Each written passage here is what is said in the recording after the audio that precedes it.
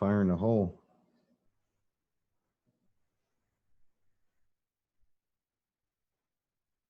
What? Oh, geez.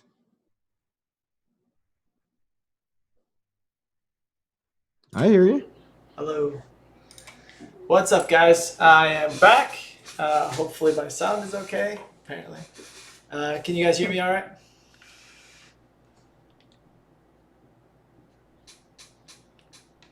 What's up, Tom? Tom Sedito. Vitalis. Oh, we got some new people. Brandon Goodman. What's up, guys? Are any of you able to see anything? My screen is showing full screen. Cool. Yeah, you are good. We can see all is well. All right, so let's just start with a blank screen on Bitcoin. This is XBT What's up, always bullish?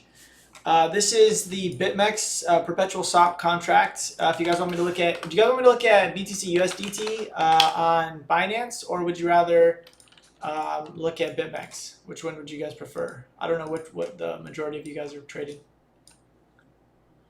They're all trading that wick on Binance. That was gnarly, dude. Solid. I mean, it's not like we haven't seen them, but okay. BitMEX, all right. Felipe, he gave it to me first. Okay, so let's take a look at our monthly levels. Let's see how our monthly closed. I know that you guys did the monthly closing. So we had the monthly resistance at right at 10,700, which we rejected off recently as well. Our monthly support is right at, here's our closing and our opening. So very, very tight consolidation range on our monthlies, which don't really line up with anything back from 2017 as far as BitMEX is concerned, but a very nice reaction off this monthly closing. Solid 10% move. Obviously, we longed right at that monthly opening, 9,500, 9,500 and 9,600. Went all the way up to 10,000. I sold my my position around 10,000, so I missed out on the top 4% move here. Spot's still holding in there. I think I got stopped out at 10,400. Yeah, so our monthly levels are looking pretty consolidated. Basically a little 10% range, looking for a breakout close above 10,700 or a breakdown close below 9,600. That's our consolidation range. Weekly looks a little bit different.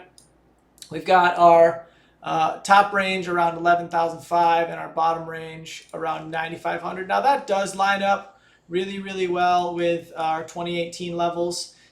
We had not had that daily close above 11,600. We got close over here, but still want to, lots and lots of resistance around that 11,500 level.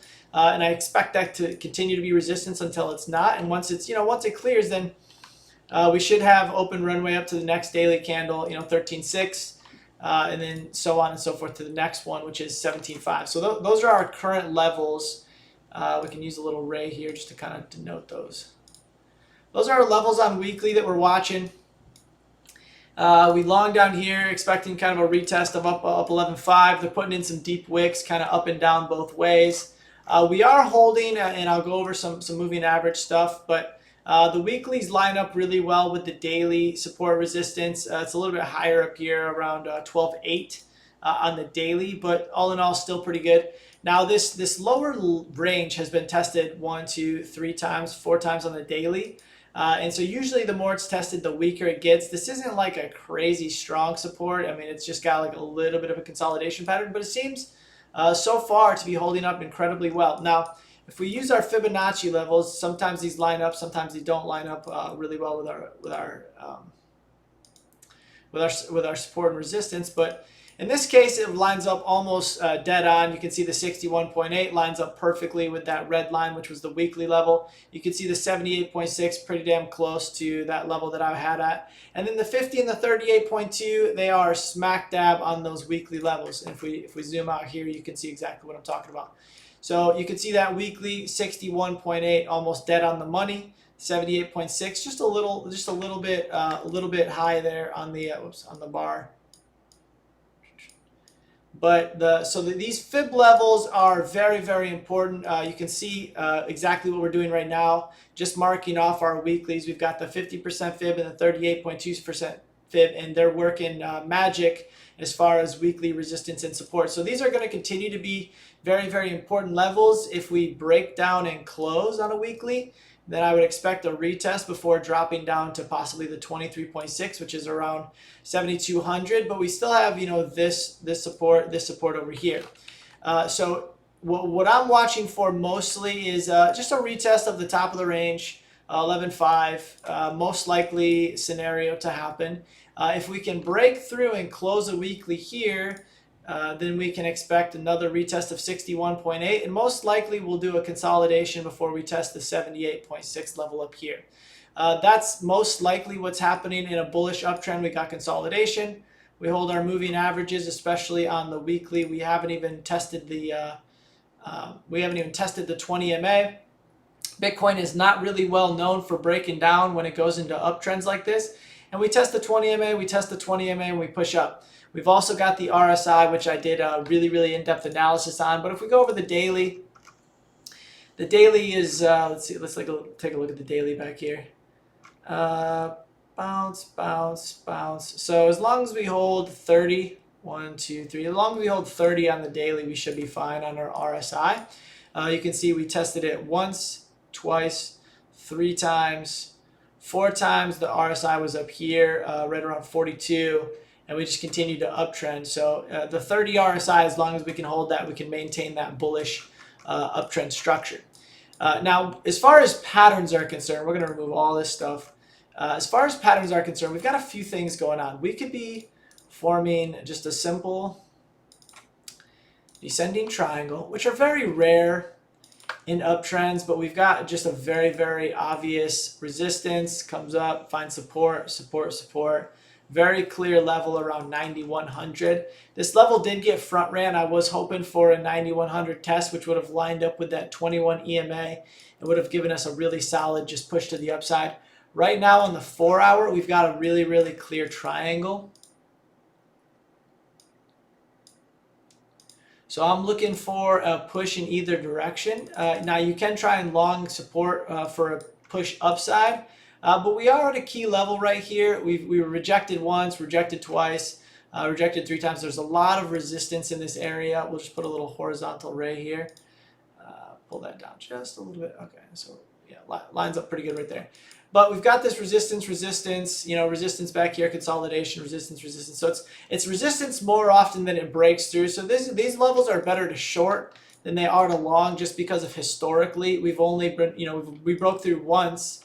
We've used it as support, broke through twice, support, support. But since we've broken down, we've rejected off it many more times than we've been able to break through it. So the one time out of 7, you would have been profitable longing at resistance than it is to. So I look for better setups right now. I mean, if we break out of this triangle and close, okay, then we can long that setup. But ideally, we can break above, close below, and even break out of this trend here. Otherwise, it's better to short resistance for a downside move back to test support than it is to try and long right here, hoping for a breakout of this resistance.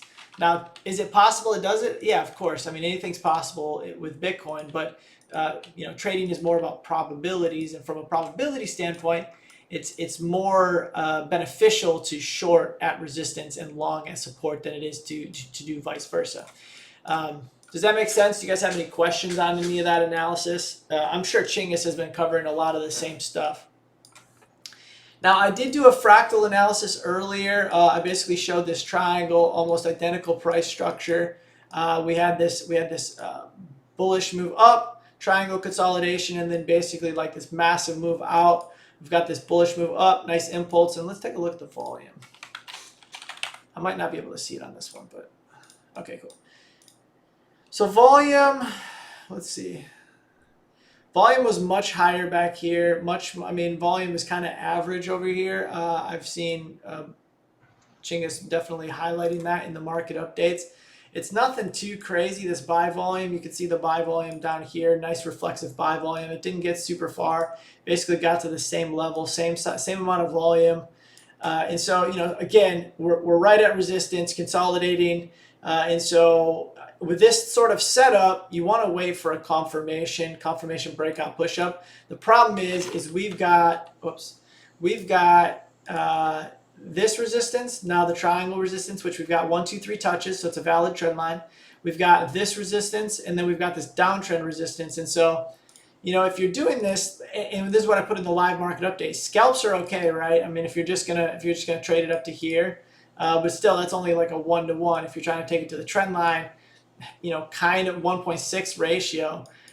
Shorting is much easier, especially if you can get a good solid entry. Like if we can get closer up here, we can set our stop up here, and then we can, you know, set our take profit all the way back down here. So we've got a nice 4.82 RR on the trade. And the volume kind of lines up with that. Not a lot of volume. It's not a massive amount of volume, you know.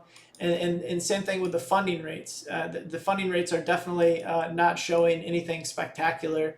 And the shorts aren't like crazy out of position where they're going to get liquidated and we're going to see this massive candle to the upside like we saw back here. Shorts were crazy over here where we saw this massive buy volume. This buy volume is mostly short sellers covering their positions as we move into this expansive range. Do you think there's any hope for Substratum? No, I don't. No, I don't. The CEO is a shady ass character, man. I liked Substratum. I had him on but no, as soon as I saw what that guy was up to, dang it. Sorry, man. They got delisted at a lot of places too. Do you guys have any questions on the Bitcoin analysis before we move on to some other stuff though? I kind of want to just make sure. Now we do have this flag pattern, which I'm sure Chinggis has covered incredibly well also.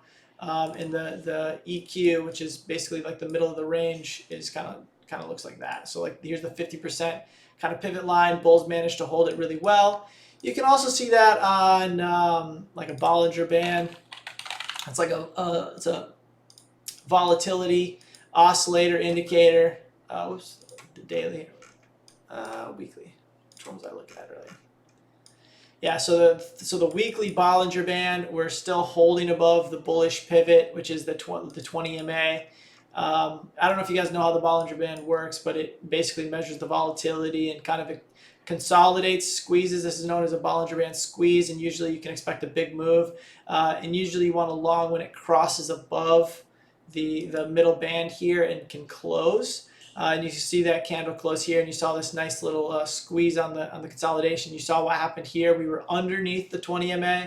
We had this Bollinger Band squeeze, and then boom, expansion to the downside. So that's kind of how the Bollinger Band works. And we're currently expanding, and we're currently consolidating back in. So it's possible that we just kind of hold this range for a while as we consolidate over the next couple of months, maybe move into November, December, where we get another expansive move.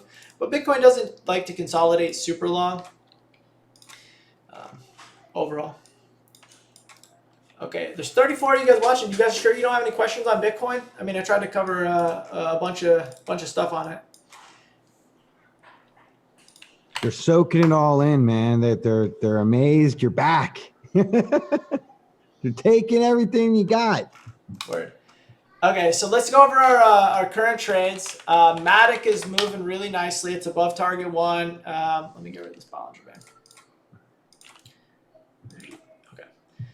So Matic's consolidating really nicely. Lots of good fundamental stuff coming out of it. They got listed on Korean pair exchange, Korean fiat exchange. We held this. Let me throw this up here. We held the 61.8% support. We didn't actually break below that. And currently pushing into an uptrend. It looks really nice, really clean, nice consolidation uptrend. Oops. As we just kind of hold here. And it looks like we're going to get a push up to target 2, 154. I think our next target is really close in sight, 145, which is 12%. We'll just keep moving up our stops as we go. We don't want to move them up too much. We'll get wicked out, especially on these nice uptrending coins. Phantom has a ton of catalyst stuff coming up. It's held up really, really well in this chart. I know you guys have seen this chart a couple of times. We're currently looks like we're forming an ascending triangle. We longed at the bottom of this ascending triangle support. You can see we're consolidating here. A lot of people are talking bear. You say more likely is upside. What do you think they see it? I can go over that. Okay, so we've got this ascending triangle on Phantom. And what we're really looking for is we're just looking for a breakout push here. I mean, we're real close to T1. We're 3 sats away from 9%. So we can probably move our stop up to break even, especially because we've got this nice rising support. So we can probably, you know, set our stop losses up to at least 170, 171, which is basically like just a percent off the higher side buy-in target. But once this thing breaks, I do expect a push back up to 200, which was our last level here. As you can see, basically what we're doing is we were just basically flipping back and forth these SR levels. SR just stands for support resistance. So we break up, we come down, we consolidated here, we push back up, consolidated down, back to this retest SR here, come back up, back to this resistance, which was previous support, back down. Now we're forming nice rising support. And if you go to CoinMarketCap and you just type in FTM, you can see all the bullish events that are coming up. CoinMarketCap is basically it's a user-based input database where people can earn stuff. But this is Phantom. They've got a lot of stuff going on. They've got the conference that they're going to, partnerships in Dubai that they're securing, Opera Chain, mainnet, industries expansion, voting center function, mainnet governance paper, virtual machine paper. So they've got a lot of different things that they're announcing, talking about all their consensus, their models that they've got going on. So, but the Opera mainnet is coming up 30th December or September. I did post this in the live market updates, the coins that I'm watching based on fundamentals, just based, you know, because they usually like to get a little volume. We are seeing some nice volume, but nothing like back here. We want to see a little bit more of a breakout. They're coming to Dubai. I love Dubai, man. It's 4 a.m. there. Well, dude, hey, thanks for standing up for the live stream. Okay, so that's Phantom. We're about let's see, 5 sats off from target 1. I'll probably raise up the stop loss in a minute. Now that I'm going through it. CIS was the other trade. We got stopped out of our other trade yesterday. CIS, nice little rising support again. Right here has had a little bit of decent volume. Now, my new analyst, he is an incredible altcoin trader. I am good. I am a much better margin trader personally, and that's why I have altcoin analysts. But he's very, very good. He has close to an 80% win rate, so he will be providing a lot of the trades, especially altcoin trades. And once we switch platforms, once we switch different websites, we're kind of still figuring out where the volume's going. I'm seeing a ton on Huobi. Kraken's getting a lot of volume. I've been talking to different reps on each exchange and seeing if they can do anything for the group. But so mostly we're watching KuCoin, Bittrex, Coinbase Pro, Kraken, and there's an exchange called BitMax. And then for margin, there's Bybit, Kraken. There's an exchange called Bit7, which does have some decent liquidity. So we're looking at all the different options that we can migrate to. But yeah, so this was a trade by one of my analysts, and it looks like we just basically kind of came back down, retesting the 4-hour consolidation block, supply block right here. And it looks pretty decent so far. The trade's almost at T1. It's let's see, 255 is target 1. I would probably preset some sells on this one. But again, he's an incredible altcoin analyst, so he sees things that I don't see sometimes. And then I know somebody wanted BNB, so we'll take a look at that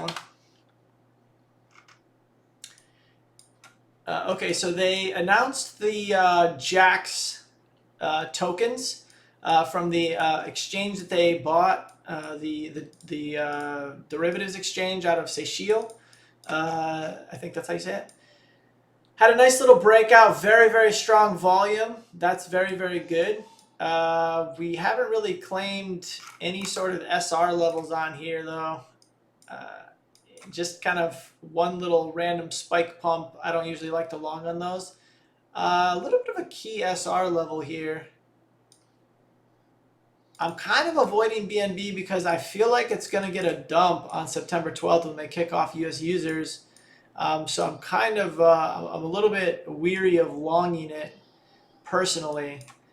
Yeah, we got a little bit of an SR flip, not too anything too crazy. I would have expected a little bit more of a topside resistance here, resistance there, but yeah, this doesn't excite me too much personally. I'm not sure. Maybe Chinggis has a little bit of a different opinion.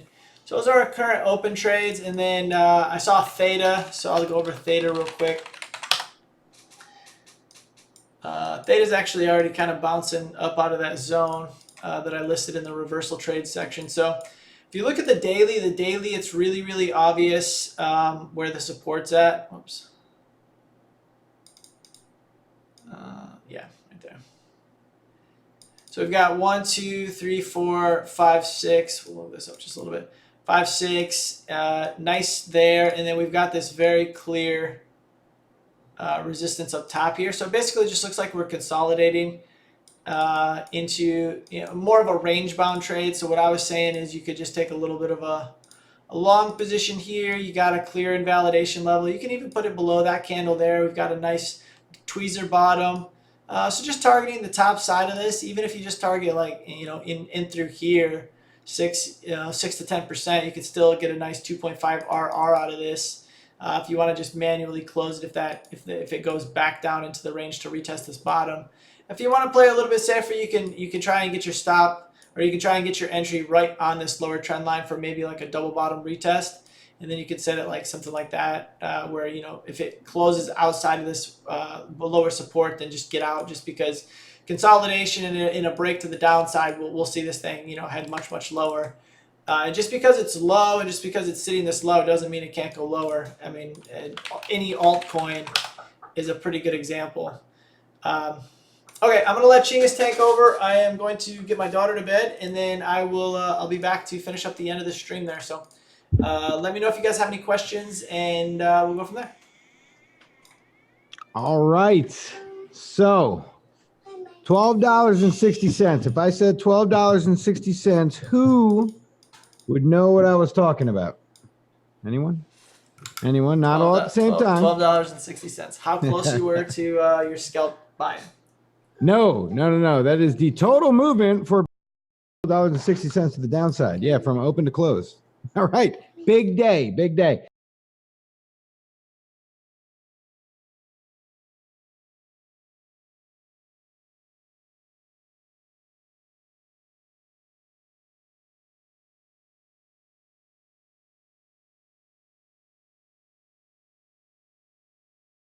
We talked about yesterday's perfect indecision candle, testing the low side, testing the high side, coming back to open, right? Oh, wait. Oh, it said no audio. Do you not have my wire me up? Okay, it's good. JC's back. He's all hitting mute buttons.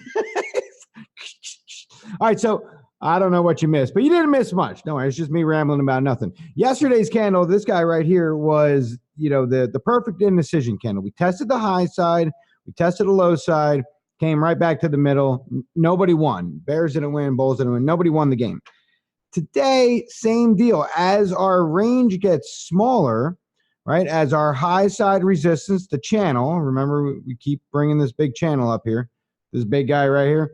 So as our channel got tested again to the high side, found rejection, and out on the low side, we'll call a front run to the 50. That's the black line right here. That's your 50 MA. So we didn't even quite hit it, a bit of a front run. Our support zone remains intact. Our fail line, which is coming all the way up top, right, still remains untouched on today's candle. Yesterday we got the rejection, so that is key, right? We need that. We need to know how strong it is, and we need to know if it's going to react, and that's exactly what it did. Got the reaction failure here, got a reaction failure here, and now we can add to the list a new reaction failure here. We could just go ahead and take one of these things and just, there we go. We failed right there. All right. So now that we're at least on the same page as far as our levels are concerned to the high side, we need something to come back. We need a move to be made, and we said it, yesterday, this morning, and we'll say it again right now. We either got to break the high side or we got to break the low side. Something's got to happen, right? We're running out of room now. Now I got to move all my little arrows again. We're running out of room now because now we're at another apex, right? We only have a handful of time to go before we're completely out of room. Volume was bad earlier. Let me check it now, but it wasn't ideal. Let's see. Yeah, not good. So we ended up below average, right? Average is the blue line here. We ended up below average. Not good. Almost like half the volume of yesterday and of the decent attempt the day before. Right? So not good. Overall, not good. And that's something that we always keep an eye on, right? If volume is weak, then the moves that you can get can be similar to this, right? You can have low volume, huge volatility. Now, when we take a look at dominance, right? Let's see. We were testing this high side. So check this out. So this was in the update as well. We came right up, right? We broke out of, so look at the whole picture, right? The bigger picture is this. You got the channel, right? You're sort of like creeping into the channel. I know none of this is in the channel. I'm not worried about that, right? I'm looking at reaction to the top side, bottom side, bottom side. Now we broke into what is now considered a rising wedge. And we broke out of that wedge right here. Broke out of the wedge, right? Came back, got a little retest, pushed back out again, top of range as support, and then 1, 2, 3, 4, 5 bullish candles in a row. All right, now we're going to call this a test right here. That little wick right there, boom, right there, right on the pattern. So this is a good thing for alts, not a great thing for Bitcoin, but it's not like it's not like death of Bitcoin, right? I mean, don't worry about it. It's fine.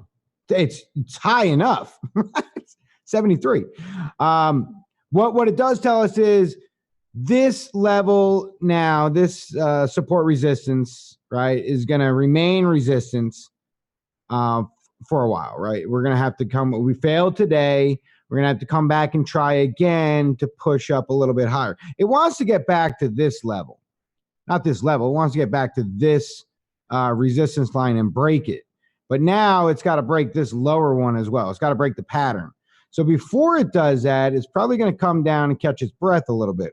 If it does, I expect it to come back down to, I know it's crazy, but EMAs do kind of work on market cap. Makes no sense. I don't know. Market cap dominance, the whole nine. It's weird. But if it does come back down here, back to the 72.5 zone, that's good. Get a new life right back into some alts. There's some alts really have been bleeding a bit. Most of them have been kind of just chilling, right? It's like the calm before the storm. They're not really sure what to do. Bitcoin's going to go up. They're like, oh, I'll ride the tail. Bitcoin's going to go down. They're like, gosh, shit. And Bitcoin goes sideways, which is typically when it's time to play, but everybody's so scared in the market to do anything that, when we should be having alts jumping in volume and having decent runs, we're not getting anything. So, you win some, you lose some, right? It's just how it is. So on the bigger picture, right, the weekly, when we looked at, let me pull up the other chart. Right. So when we looked at the weekly yesterday, right, we said, we're almost out of room. We're almost out of room. We're almost out of room. And we are. We're very close. But you can see, right, how that looks. Tested the low side, tested the high side. You can't get a better candle. You really can't get a better candle. Now, this is just a zoomed out version of what we just looked at. We want to see a break to the upside, right, or a break to the downside. That's essentially what we're looking for. Need some type of confirmation. What are you going to do here? You gonna long it right to resistance? That makes no sense. What can you do here? Can you short it back down to support? Yes, you could do that. If price comes all the way back down here, then you could long back to resistance. Otherwise, we're waiting for some sort of confirmation, some type of direction. Now, is it possible that we range? Yeah, we talked about that too, right? We could do this. Nobody wants to, but we could do that, and it could go on for months. All right. So be prepared for that. If it does range, that's when we get into range ping pong trading. Sweet. Also, that should definitely give alts life. All right. If Bitcoin's ranging, and once it's a declared range, which every trader's different on what they're going to declare as range. But once it's a declared range by the overall, by all traders, or at least the majority of people trading, then it's okay to take your money out and put it somewhere else. All right, now we were talking about BNB. So let me bring that up real quick because somebody was mentioning BNB, and here we go. All right, so this is BNB USDT. This is not BTC. All right, but I want to show you what I was looking at. So the overall pattern, right? This is like the major breakdown, right, off of the highs back at almost $40 or whatever it was. Yeah, somewhere around 40. Came down, right? We had a massive symmetrical triangle, which is a beautiful breakout to the bottom side. Perfect retest. Push back down. This is just sell off, sell off, sell off, sell off. Right? Push back up. Now we got this pattern right here. We got a big nosedive, and then we got almost a W, right? It's kind of like really wonky. It's about as ugly as it gets. But we had a big move today on volume, and I love those trades, right? So here's the deal. You don't buy this. You don't buy this. You allow it to come back. You allow it to come back, and then you buy it, right? So the idea is very simple. Volume picked up, price picked up, you got volatility in it, right? So there was a big push for something to happen, and something did happen. But it's not like BNB to have a big push and to not follow through with something else. So now that we had the big push in a short period of time, we allow it to come back to our buy zone. And then from there, we should be propelling off to look for at least a 1618, a 2618, 423 top side, or you could only get structure, right?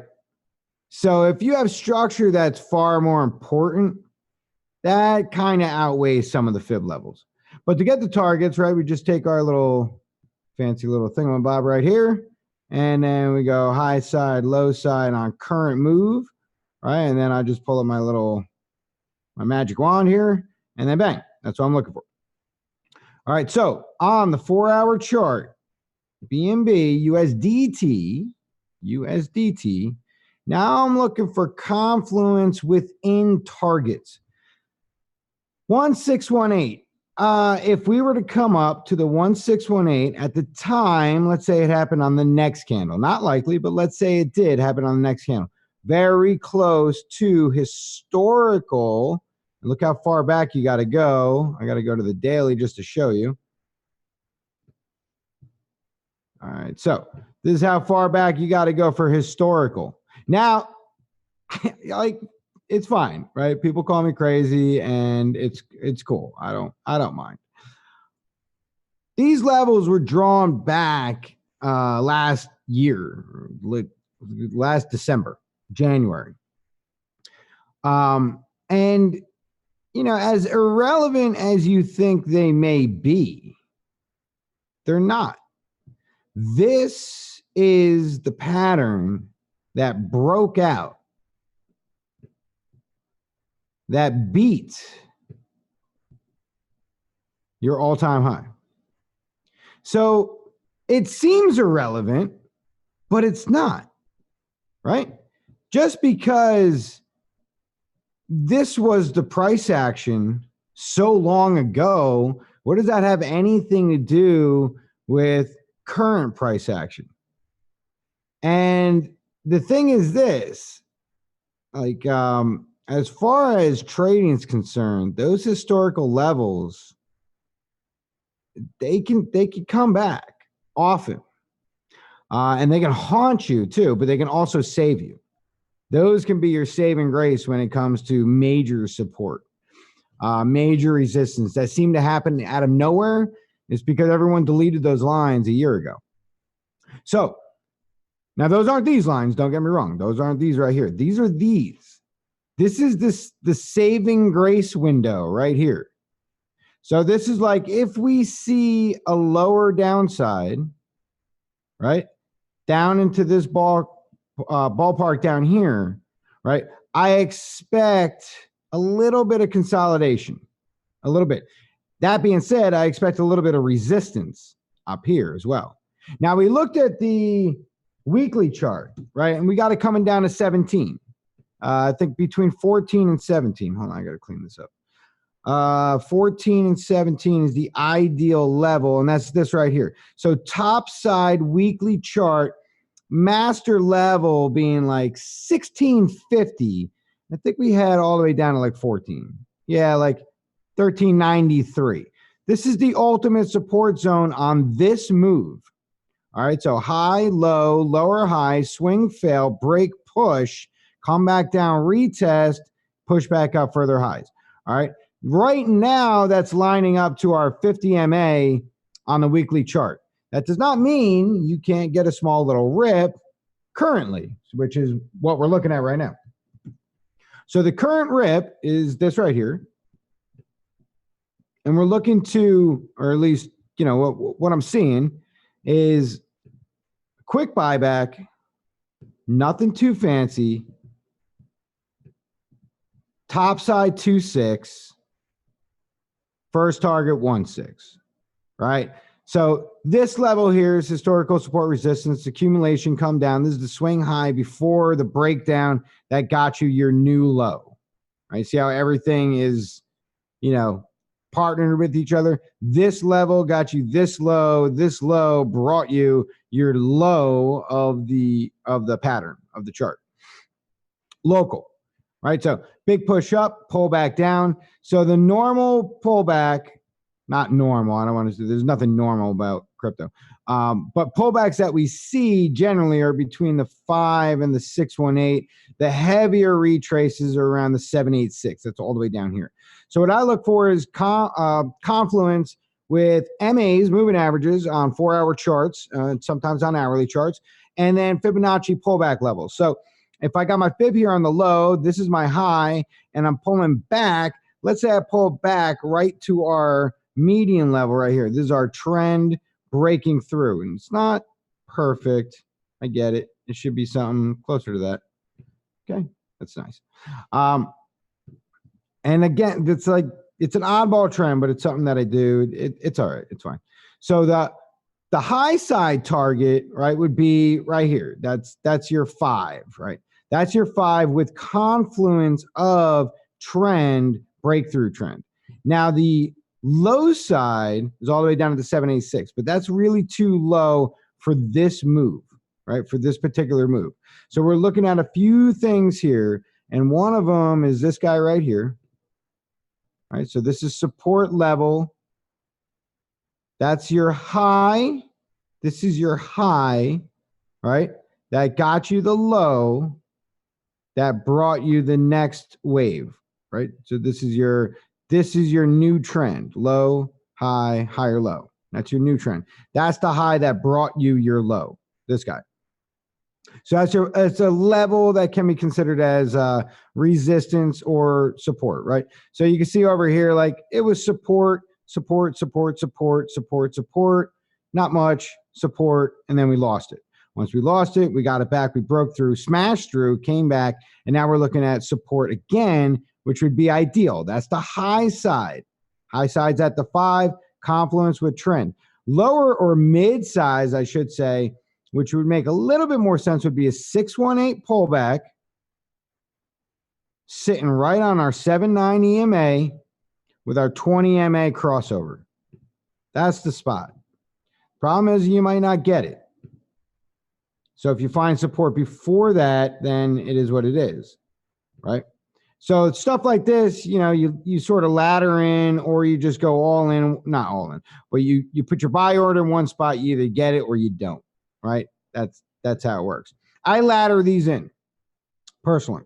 I ladder in right here from the 5 down to the 7.0. So that's my deep side 7.0. So it's quite a range to ladder, right? You're laddering, you know, 3 fib levels. After the 7.0, if it goes any lower than that, right, I'm out. I'm basically out of the trade. This would be your final frontier right here. These levels right here, these body candles and wicks that couldn't break above, that got you the smash move. That's it. Any lower than that, you're out of here. Out of here. You've already you've already had too much risk on the table at that time. Can it come all the way down here? Sure. Does it and remain the same trade that you're theorizing now? No way. It's at that point, it's a totally different trade. You know what I mean? Now you're looking to just long support, right? And then just ride a channel. So it's totally different. Let's see what the actual move is here. So if we do the high side target, the 5.0 target, and we just go to the 1.6, 650, 650, and the 2.6, 13.5. All right. So, you know, again, these aren't home runs, but fairly solid trade. I like it. Looks pretty good. Clear invalidation, right? If you break down and lose your level, then you're done, right? It's over. And you know, obviously you start breaking this whole channel down, and then we got a bigger problem. All right. So you do have to push and break the channel. That's one. This now becomes a channel, right? High side, low side, right? You need to break that. And with that kind of volume and that kind of move, you should be able to break it. Now, sometimes we have seen in the past, volume comes up, huge move, and then there's no momentum, right? It's like it just dies and they can't do anything with it.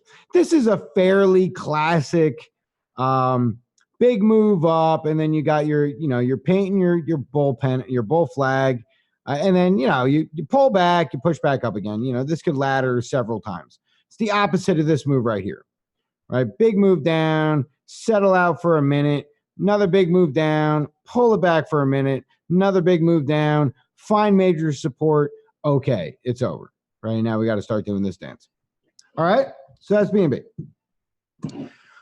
Oh, bright lights. All right, so what do we got here? Message retracted. Tom, you just retracting stuff? What is that? Are you saying you don't like my hair? Is that what's going on? It's time for BTC dominance to go down. Yeah, that's what it looks like. Resistance at the falling wedge. First attempt knocked it back, and then it pushed back up for a second attempt. That got knocked back, so we'll have to play that out. But yeah, I mean, you're right. It is time. It's like settle down, relax, and then let us, make some money on the side.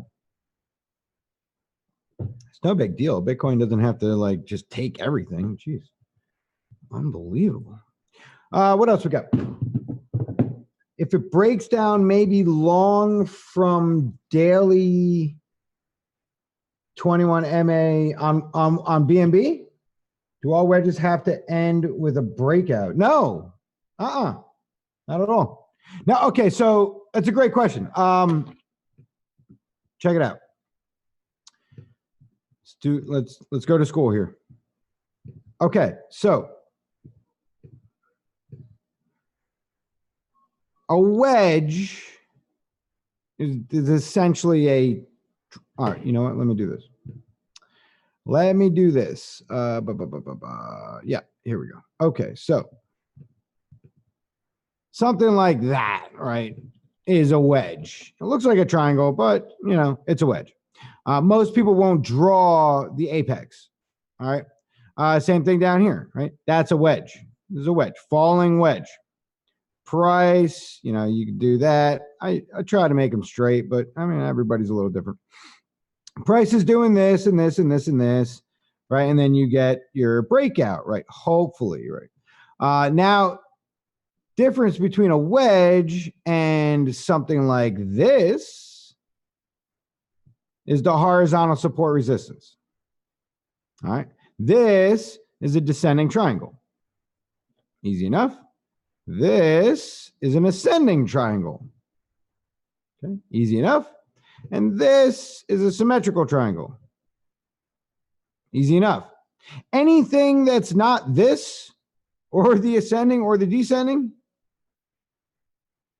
is a wedge. All right. So that being said, wedges have a little bit of a different philosophy to them. If you are trading the wedge like so, let's say you're going into a falling wedge. Let's say you have a preceding uptrend. So you come into the wedge, you come down, you find support. You push back up. Now, in all good terms, right, you made a higher high. Hell yeah. Then you come back down, you made a higher low. Then you make another higher high. Okay? But then, instead of making a higher low, you broke. And when you broke, you didn't find support. And you just went down. All right? So falling wedge, I'm sorry, rising wedge is typically a bullish reversal, right, or bearish. You know what I'm saying? Price reverses to the south. I don't know why I can't say that probably. All right, now the other way, the falling wedge with a preceding, oh dear Lord, with a preceding downtrend should do something similar to this. Comes up, makes a high, has a nice retrace, little pullback zone, doing something fancy like that. We do something a little bit like that. And then all of a sudden, no one's expecting it, bang. Okay? And that would be a typical falling wedge. So you can see, like, we see falling wedge structures all the time, and we love them because the breakouts are awesome. Now, the question was, does every wedge have a breakout? No. So let's say this example, right? Price. Oh, geez. You can tell I was on my black charts. All right, so price coming up like this. We take another trend. We do something like this. Okay. That's our wedge, right? And then we do this. Where are we at here? Brush it. Price comes up. Does this, this, right? And then right about there, it just kind of does this, right? I mean, if you want to call that a breakout, go ahead, but it's not. It's not a breakout. It just bled out. All right, and that's totally different. It's totally different. Now, we've seen plenty of times, what are we doing here? Where we have price just sort of meander out of like a symmetrical triangle. You know, where we have this symmetrical, and then price doesn't do this or, you know, this. Instead, it just does this. All right. That's no longer valid. Okay. I think a lot of people don't understand that. That, like, for the pattern to be valid, you have to have the right amount of touches. You have to have the correct preceding trend, right? Up or down, or it could be, you know, unbiased. It could be neutral, which is fine too. But then you have to have like a breakout to an extent within usually between 50 and 75% of the actual pattern. All right. Not like bleeding out right to the apex. So if this is our pattern, we're saying that's whatever, 272 bars. And then we're just going to do something, simple and just say, all right, well, that's our 50% mark. And that's our 75% mark. That is the ideal zone for breakout. If you don't get breakout within that zone, anything after that is just putting less and less quality into the actual pattern. And if it doesn't break out at all and just simply meanders out to the side, the pattern is no longer valid. There's nothing going on there, right? You just delete it off your chart. The only thing you could do that I like to do is salvage the trend. Okay? You can salvage the trend. Because what will happen is price will do this. Price will do all of this jazz, right? Nothing really happens. Meanders out the side, right? And then it starts riding the trend, which is wild. So you hold on to it for a little bit. It could be important. Same thing with this guy. This could be an important trend because it could meander out and ride that trend. Find some resistance at a double top. Or you push back down. You break lower. You ping pong. Now you have a broadening wedge. On top of that, you have an area of focal resistance, right, that you'll be able to like focus your efforts on looking for resistance. All right. Does that make sense? Is that cool? Let's see. Rising wedges for Bitcoin seem to also work as continuation. Yeah. There's no 100% pattern. It just doesn't exist. So yeah, you get rising wedges that will break to the upside. Like I said, the studies show, the analysis shows it's more probable to break down. Falling wedge, more probable to break up, right? That's why I deal with harmonics a lot. These things, where you have an X, A, B, whatever, C, we'll call it that. And then somewhere like a 1, like that. All right. But these have a strike rate built into them. Strike rate from D up to the 382 on like a bullish Gartley run you about 70% strike rate. That's fantastic in trading. Probabilities are 7 out of every 10 that you're going to hit a 382 from A to D off of this pattern if the rules are obeyed. Pretty good. Pretty good. All right. So bang, right there, 382. That's what you're looking for. 618 would be your next target. Right. But same thing. My point is probabilities. You know what I mean? So that's why if like the very, very, very aggressive trader is going to buy pre-breakout, right, then he's already inherently taking too much risk. But on top of that, right, he's really laying into the probability. He's really saying, wow, we're definitely going to hit. Like, okay, and it's going to break to the north side. Well, all right, and you say so. All right, so let's see. Love the schooling. Is BTC in a falling wedge currently? Let's see. No, no. So hold on. BTC. I think that was I had to keep using like different charts this morning because I'm out of charts on this template. BTC USD. Maybe it was Polo.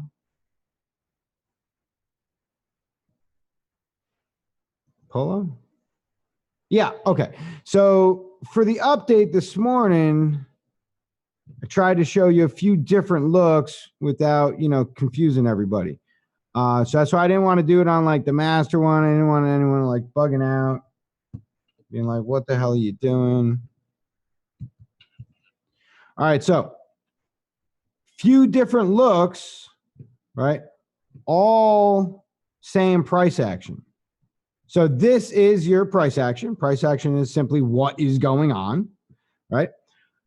In the black, we have the descending triangle, right? Jacob just mentioned that when we looked up, he said, descending triangle, price is making lower highs and maintaining maintaining a level of support, right? This is essentially a triple bottom right here within some leeway, obviously with the wicks, but the overall majority is happening right here.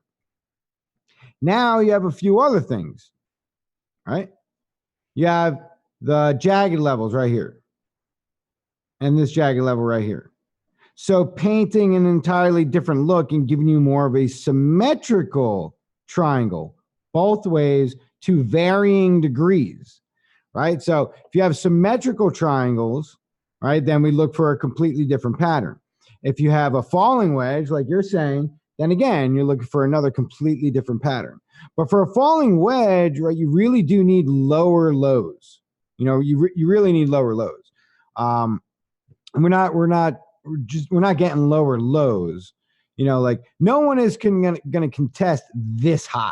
Nobody, not a trader out in the world who's going to start a pattern, and not focus on this right here. All right. The clear rejection levels, you can mess with these in a way that you're messing with the bodies, the wicks, right? And these bodies and these wicks. But outside of that, there's not a whole lot of leeway with this particular price action. There's not a whole lot you could do with it. Now, falling wedge, you would need lower lows, right? It would have to come up like, really have to come up like this. So do you have a low and a lower low and a lower low? You don't, we just don't really have that. Even if we just use bodies, right? That would be the closest you would come, and that's almost perfectly horizontal, which just gets us, just slide this over to here, and okay, we got the same thing, and now it's just a descending triangle. All right, so something to keep in mind. I say it all the time, the quality of the pattern really helps. Okay, all right, let me put it this way: if you're going to force a trend, it's probably not a trend, right? So if you're sitting here and you're like, I got a trend here, you know what I mean? Like it's over here, and then you're like, well, maybe I could do that, and let me, well, that didn't really work out, so let me do this a little bit, and I got to tighten this up over here, and then something's not really quite right over there. And if you got to do all that, it's probably not a trend, right? Because there's just no other trader in the world who's going through that much work to lay a trend on, right? Trend should be like this: bang, obvious levels, looks good, move on. All right, that's it. These types of trends, these are not accurate to the set. They're not supposed to be. This is a zone, a little bit above, a little bit below. All right, and that gives you the general idea of reaction. Reaction, almost. Reaction, reaction, reaction, reaction, reaction, reaction, reaction. 1, 2, 3, sandwich shot, bang. Hesitation, where? Right in the center, reaction. Rejection, rejection, rejection, rejection. Support, support, support, support. Rejection. That trend is one of the best trend lines you'll see on this particular price action, right? Because it's very well respected and used both ways. Resistance, resistance, resistance, support. Breakdown, flip, retest, resistance. Flip, breakout, push up, support. Breakdown, resistance, no retest. Expect a reaction when price comes back here, whenever it does. If it's today, it's 13,000. No, sorry, 12,929, whatever. If it's October 9th, 14,665.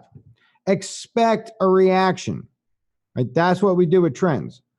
And now you have an incline head and shoulders. We don't really use these all that often, to be honest with you. Head and Shoulders, you do very much like them to be either inverse or normal. And by normal, I do mean something along the lines of, your traditional Head and Shoulders, something like that, And that way you can just easily break it down. Everybody's happy. There's, no need to get all crazy about it. And then everybody's on the same page. And then you have the inverse one, which is just simply this upside down. All right. When you have it sort of on the run, things are a little bit different, and then they get hazy. And then you got to deal with like targets are a little bit wonky. This one would be pretty epic. There would be a lot of super angry people. If this were to play out, then you're looking at something like that. And then, of course, you got the breakout, which unfortunately we're actually having right now with the retest. So it's like super perfect. It's just that nobody really wants to believe it. And that gets us down to about 46, which is nice. Still not the level I want. But hey, you can have everything. I'm still looking for, I know, don't hate me. But this level never really got retested, and I'm a little upset about it. Okay. We never came back down. We were supposed to. Unfortunately, it's perfect. 4,200 on the freaking money. And we should have came back down and tested it right here. Price came up, shot up. We actually had this was a bear flag, right? Bear flag pushed up, pushed back down. We got a good drop right back to the candle open. And then we kind of meandered up. We did a double top and then broke up. We were supposed to do a double top and then push down, get the retest, and be absolutely 100% done with our low. If we got that retest right there and pushed up, then I would have said, okay, for sure, I'm happy. 31.21 is the bottom. Cool. Now you can just long, whatever until it's over. But we didn't. And, that makes me sad. So, anything's possible if we do. I mean, whatever. Yeah, like the thing is, you want to position yourself where you can long and short. You want to be able to make money both ways. So you don't really care that it's up or down. You just care that you have a position going in the right direction, if that makes sense. All right. And somebody was asking before, like, what are people looking at that's got them so bearish? I don't think they're looking at this, but it's a scenario for sure. I've been on and off Twitter for the last month. Things have just been far too busy, but you post something like this on there and just people start throwing eggs at your car and stuff. So it's just just better keep that to myself. But that being said, what are they looking at on the bearish side? Well, they're looking at a few things, and most of them are rejection levels. Rejection. So what they're looking at this major swing fail, and they're saying, okay, this rejection here costed us 31%, right? This rejection here cost us, well, really, this whole thing, because it laddered out, cost us 24%. So what they're saying to themselves, what's this one going to cost us? This rejection here. Now, when you say they're bearish, are they bearish to 4,000? Or are they bearish to 72 or 82? Because that's really not a big deal. Sure, it's down from where we are right now, but it's not end of days. So it's okay. But I would think most people are at least looking at this.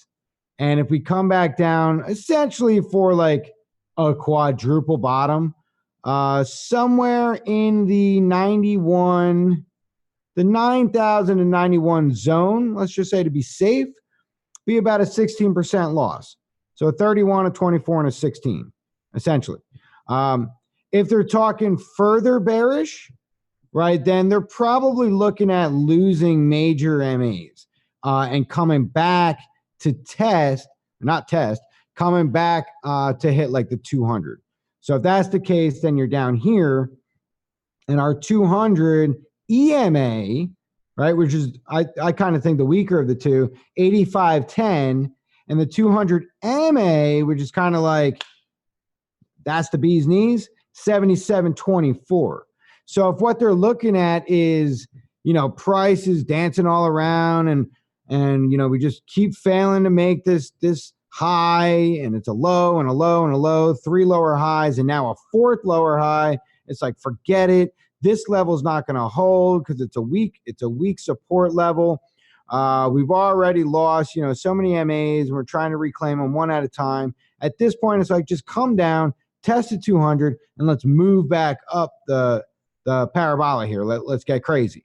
So they're okay with coming down to 77, 72 structure ballpark area, just so long as the next move is a major move to the upside, right? See how that works? But that's also like a maker would want the same thing. He wants the best price for his Bitcoin too. Because when you're throwing down, whatever, $50 million, you want to get $50 million of Bitcoin at 7,200. You don't want to get $50 million of Bitcoin at 11,000. That sucks, right? So these are probably the things that they're looking at. The other one is the, oh man, I forgot it again. You got to be kidding me. BTC one. Yeah. Okay. No, not that one. The other one is the futures.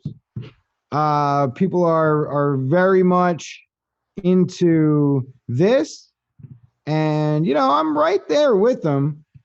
These do get filled if you watch futures markets, not just Bitcoin. If you watch any markets, traditionals as well, anything that has open and close and not consistent 24-hour trading 7 days a week, you'll have gaps from open to close. Same thing in Forex, even though it's 5 days a week, 24 hours a day for 5 days, still 2 days that it's off, right? It closes on Friday, opens back up on Sunday, and then there's a problem, right? You got a gap in between the prices. So, that being said, and I got to actually put it on like the daily, so it makes sense. Okay. So there is a gap right here to the high side, right? What happened was price opened, it went up a tiny little bit, 200, well, not tiny. It went up $255, which was great, right? And then closed after attempting breakout side of the same pattern. From there, so when we closed it out at 11,945, we opened up a few days later, and it was much lower, 11,675, and that creates a gap. If you notice all of these gaps, there's a gap right here, right? 1, 2, 3, 4, 5. 5 days later, we filled it. There's a gap right here, right? From the close to the open, we filled it in a wick. Came right back up. First thing we did that day, filled it. Bang. Done. And if that wasn't enough, the next 2-3 days filled it for sure. This gap right here. So you closed the candle out right here, right? Top side, you open it all the way down here.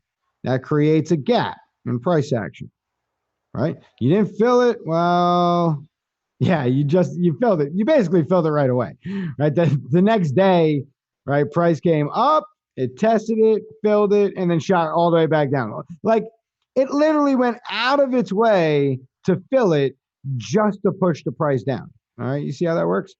Let's see, we got a gap right here. Bang, bang. Next day, whoosh, filled it. Perfect. No problem. All right. You got a gap right here. Bang, bang. Where'd you fill it? 2 days later, right here. This candle has no business being right here. Do you see this? Do you see? This is why people have such strong opinions about this, because of that. That candle right there is enough to make people stop and think like, you know what, maybe there is something to this whole, to fill the gap on the CME thing. Because of this, price down, huge buy up, next candle up, good upside, good tick, came back down, no big deal, still painting a new trend. Next candle up a little bit on the bearish side with that wick over here, but definitely not a shooting star. more bullish than it is wick. So this is a bullish continuation. We're good for the upside. What happens because of that stupid gap? The very next day, one random candle pops in here just to trade the gap. That's all it did. And then, okay, back to your regularly scheduled program. Let's just go back to where we were. Oh, perfect. Yeah, here we are. Okay, back in the uptrend. Oh, now we got to spin the top. Now it's time to go down. It's unbelievable. Unfreaking believable. So that is the reason why some people are saying this is going to get filled. You know what I mean? This whole orange enchilada, we're going to fill it. So if we do, then we have our levels, right? CME gap is 89.85 to 85.15. That's the CME gap. If you want to know the numbers, there they are, 89.85, 85.15. When we do fill gaps, we don't always like fill it 100%, but generally speaking, we do. But I think it's still it's an allowable practice that we come down and fill like 80% of it and walk away, because of traders that front run.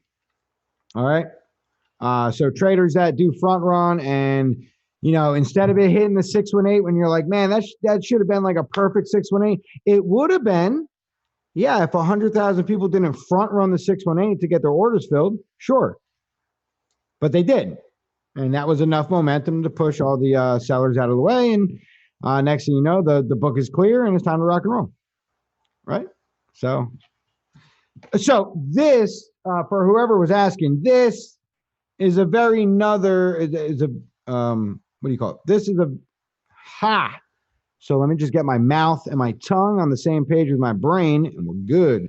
This would be another reason people would be looking for Southside. On top of that, I know, if you didn't think it could get any more bearish. On top of that, you do have a descending triangle, and these generally break to the downside. Now, we don't normally see a descending triangle at the top of an uptrend. Today, guess what? We see one at the top of an uptrend. So it is certainly possible that, again, this would be another unfortunate measured move for the old coin here. Because we would have to do something like this, and then, well, this is on the CME, so this, like, I got to go back to my other chart. Let's see, that was Polo, right? Oh, I think it was Polo. Yay, look at that. So if we painted our thing here, and then we said, all right, measured move from the top of the descending triangle to the bottom of the descending triangle. And we said, all right, the breakout play would be to the bottom of the descending triangle, which is that this level? Yeah. So let's say it's that level there. Then you were looking at 47.76,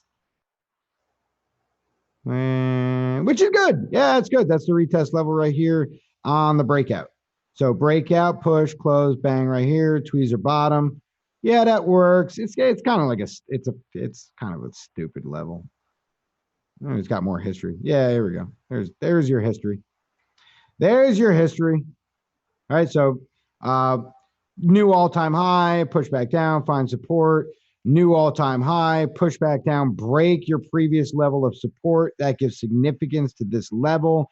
Push back up here, right here. You broke. When you broke with the violence. New high was made. Come back down for a retest. So this level, actually, that 51 level is pretty sexy. But really, it starts right here, like 49 down to essentially 46.17. So something like this is, it has a significant value to it.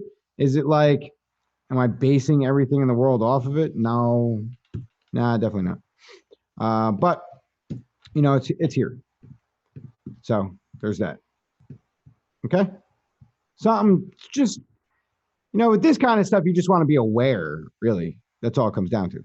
And then if you really want to be bearish, because apparently you guys just really want to be bearish. You have this. Oh man, is this the wrong chart? What happens when you have too many charts? Too many charts. I think it's this one.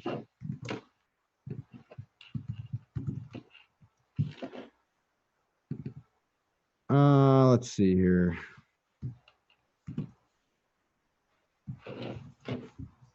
Is it this one? No, but this does kind of get the point across. Maybe Coinbase? No. Damn, I just had it. Well, anyway, we'll just use this chart. No, it had to be stamped. Sorry. It's got to be stamped. I would have done that for the history, so it's not on. Damn it. Where the hell is it? I don't know. Maybe it's over here. Hold on, bear with me. I know. Things are crazy. You get to see the inside of my brain, my theories. Scary. Super scary. No, of course not that one either. Son of a. Well, anyway, let's just use this one because we're here, whatever. So take out your trend, Mr. Extendo Ray, put on your thing, and then you do that. And then, if you can just focus on the yellow and nothing else, then you can see that, which is what? Support, break, test, reject, pushback. Resistance, that's what that is. So it's a support resistance flip. So you got support, right? You break back down, you push back up, you find resistance. So this is a flip, right? You're flipping it to resistance. And then here you're confirming that it's resistance. So further downside would be expected, right? So there's that. So like whatever. There's a lot of things that people are looking at that are giving them the bearish undertones, and that you're probably hearing on Twitter and YouTube and all the other sources out there, right? So that's just an eye, or that's a look into the mind of the many, right? So for me, I look at everything from all angles, right? Because I'm not held to any bias. I'm not biased north or south. I just like to see what's happening. I just like to look at the candles. I like the stories and the patterns, and I like the local price action. I care about this. I love doing the historical stuff because it's just like fascinating to me. But we don't have a whole lot of history on any other pair besides Bitcoin. There's not that much. So, stared at every Bitcoin chart for the last 3 years, and it's, I've seen a lot as far as fractals and different analyses, breaking down, OBV to MFI to RSI to moving averages to monthly moving averages to moving averages only on open, only on close, on high, low, close, like everything. But at the end of the day, right, you're not making a trade based on what's going to happen in 5 years. You're making a trade based on what's going to happen in the next 24 to 48 hours. Right here. That's what you're making your trade on. Right? So I learned the hard way, focus more time on the trading at hand and a little less on all the history. As fascinating and as cool as it is, it's just not going to help me place an order today, right? So that's what I focus on now, is like local price action, right? So it's like, where's Bitcoin going to be in 5 years? I don't know. Where's it going to be in the next 4 hours? Like that's what that's the magic ball. You tell me where it's going to be locally. That's cool, right? You tell me where it's going to be in 5 years. It's 50-50 gamble. It's a guess, up or down. Who knows? No one knows. So far, we've moved $1.29, everybody. Big day in the market. Big, huge day in the market. I know you guys are like, this price action's bananas. It is. Wow, that's worthy of this. And I don't do this often, and I only do it with people that I really know. This is the 1 minute chart. And wow, look at this thing just dance. That is incredible. Yep. 1 minute chart, everybody. 1 minute chart. We could play this, but it's a little disheartening. It's a little disheartening. All right, let me check the chat. JC should be back any minute. I know he likes to tie things up at the end. So let me just see if I missed anything, answer some questions, yada, yada, yada. Do that little song and dance. Are harmonics most respected in majors as opposed to the rest? Yes, harmonics are, they're more respected where there's traditional traders and the correct algorithms, like bots that are tuned to those movements. Mostly majors. All right, let's see. Okay, I'm not understanding the difference between how descending triangle works versus falling wedge. So it just first it's the horizontal, period, right? That you can't have a descending triangle unless you have a horizontal like this. Okay, this is mandatory. That. The second you have a lower low like that, it's no longer a descending triangle. Now it's a falling wedge. And most people, not me, but most people will draw it so that they don't touch to help them visually identify that is not a triangle. So you'll see that a lot. Okay.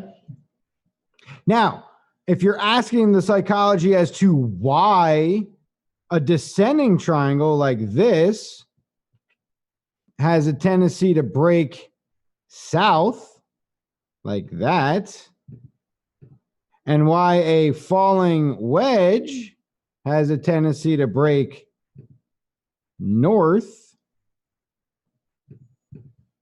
then go back to the beginning and ask yourself, what do we keep saying when you keep smashing the same level over and over and over and over and over and over and over?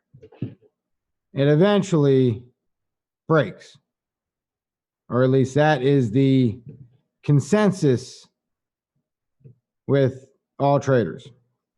Okay? Most traders. That would be the reason why a descending triangle would break south, where a falling wedge has a different tone to the trading. First, you're coming in from the top side. Okay? Then you're making a move as a retrace. Okay? But instead of coming at it and finding support at the same level, you're actually making lower lows, which now puts yourself into a trend, the downside. What's happening at the same time is consolidation in price. It's getting narrower and narrower and narrower. So like Jake was talking about the Bollinger Band squeezing, right? Price is getting restricted. It's like coiling up. It's like pulling the spring back, right? And that's the catalyst to break out. Falling wedge typically means consolidation, right? At the end of a downtrend, and then a big push to the upside. When you push to the upside, the idea is you really do need to break these levels, right? That like you should be breaking these levels.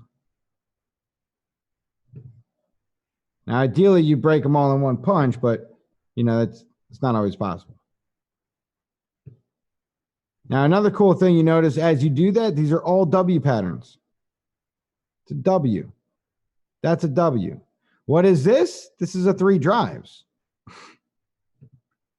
Price comes down, pushes up, comes back down again, pushes up, comes back down again, pushes up, right? And then at that point here, right, you got your pattern completion. The next move should be to the upside. Okay. These can have 2-touch, like a 2-touch top, 3-touch bottom, or you can have a 4-touch bottom, 3-touch top breakout. This would be a breakout to the north side right here. So these are 3 drives, break to the north inside a falling wedge. Okay. All right. So I hope that helped. Let's see. Our harmonics most respected man. Tom, did you delete another message? Tom, you realize I could go back and watch before you deleted it, right? You don't got to delete nothing. Let's go. We're friends here, right? Got coffee. All right. I remember everyone. We were in a head and shoulders pattern at 8K. I don't remember that. Maybe. I've noticed that this group tends to focus on the same few coins, just depending on how it looks on the chart.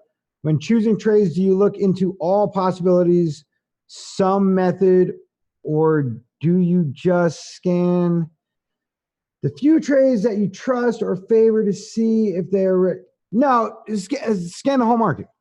Scan the whole market. You got to remember, like you're seeing a pint. Well, I don't know how long you've been here. You're seeing a pint-sized view, a microscopic view of price action during the last 3 months, right? So you have coins that are just trending down and just have been, and there's no reason to trade them. The risk is far greater to even attempt to trade stuff like that. Then you have issues with volume. And if your volume is garbage, right, then it's inherently a more risky trade. And then you have liquidity. So with volume comes liquidity, except liquidity is inside the order books. So you need the exchange to promote it, right? If I came over here to one of the watch lists and I said, all right, let's just go to Binance, right? All in Binance, and I'll just hit the positive button here. Well, let me hit the negative button. Let me see what's down. It's a huge list of crap that's down. Let me hit the up. It's a good list, much shorter list, right? The biggest one now is Pundi, right? So Pundi, BTC, but Pundi's freaking could literally move 1 sat and it's up like 30%. So, here's the problem. You want to get into Pundi? I'll give you 100 trades for Pundi all day long. Are you ever going to get filled? No. You'll get filled in like a week, right? You'll sit in that order book forever. And at that point, the trade is no longer valid. So what we do is, and every analyst is a little bit different, but like for me, I scan the whole market, not just Binance, not just Bittrex, not just any one exchange. I mean, I'm looking at Every coin. All 3,000 something of them. Realistically, of the 2,347 coins, you're not really trading anything past the top 100, right? That's like a death sentence. Chance of getting in on one of those and liquidity being right and them not being in a downtrend for the last, 18 months is pretty rare. The ones that move, the ones that have good liquidity, the ones that have good price action, those are the ones that you see repeated time and time again because they have opportunities. Matic, right? Matic is brand new, right? But Matic has liquidity. People want to trade Matic. And if you want to trade Matic, then there's your liquidity, right? You want to trade whatever, Gollum, GNT. All right, well, it's got a 55 million market cap, 24-hour trading volume is 1.86 million. I mean, that's actually decent for today, right? Right? But that's garbage, all things considered, right? That's terrible. What's that? 2% liquidity, right? On the total market cap, that's horrendous. $603,000. That's terrible. That's terrible. Win. We've seen Win get a lot of attention lately. Win is brand freaking new. 7 million over 600,000. Same market cap. You know what I'm saying? But you have opportunities in Win because people are trading Win. Because other people want to trade Win. There's liquidity with Win. Right? Where, there's no liquidity if you want to trade I don't know, whatever. Just pick anything out here. Wix. You want to trade Wix? Go ahead. It's $13,000. It's one Bitcoin. One freaking Bitcoin. If you had 2 Bitcoins, you could run the show, right? Why do you think it went up 177%, in 30 days? 159%, 124%, 274%. Like, come on. You know what I'm saying? So that's the reason why when you do analysis, it's a multi-part gig, right? You're not just looking at the chart and looking for a quality setup, which is already hard enough, right? But then on top of that, you got to make sure it has volume and liquidity and on an exchange that you could trade on. So there's a bunch of other variables that you have to deal with. So try not to put you guys in positions where you're going to either be waiting a week to get an order filled. And that being said, it'll probably be really hard to exit the trade as well. And get you in a situation where you're not in a trade that's suspect. And by suspect, I mean like either the quality of the pattern is pretty poor or there's very little hesitation or very little confirmation like this. What are you going to do? What are you going to do? Literally no movement. So far, no movement. You can put an order up to long, up to 10-17, but at the same token, you could put the same order into short, right, down to 10-417. So what are you going to do? There's no confirmation either way. You can see yesterday we went up and down. The day before, we went up and down, right? There's no confirmation here. There's no clear direction. So at that point, you're just gambling. And if you're gambling, then you're not trading. Then you're just gambling. It's different, right? Similar, but different. Okay, so I hope we took care of that. Let's see, Felipe, ETC, BTC, and INS BTC. Let's throw in BTC, ETC, BTC. All right, let's take a look. All right, Ethereum Classic had a real good move the other day. That's this guy right here. So this is similar to the breakout play we're looking at for BNB, right? Big push up, come down, get your fill, right? Except for us, we were looking at getting our fill. Yeah, we want to pull down. So you get your fill, and right now it's just consolidating. So it's just sideways. So This is like a failed push to a 1618, 2618 play. You should, well, not that you should, what you would have been looking for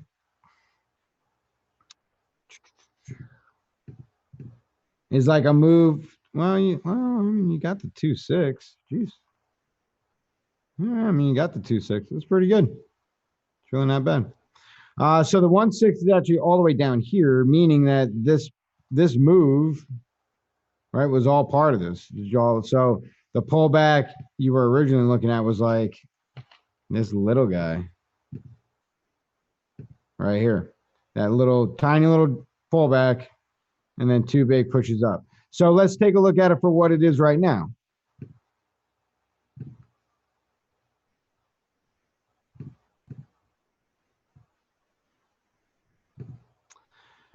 All right, so low, high,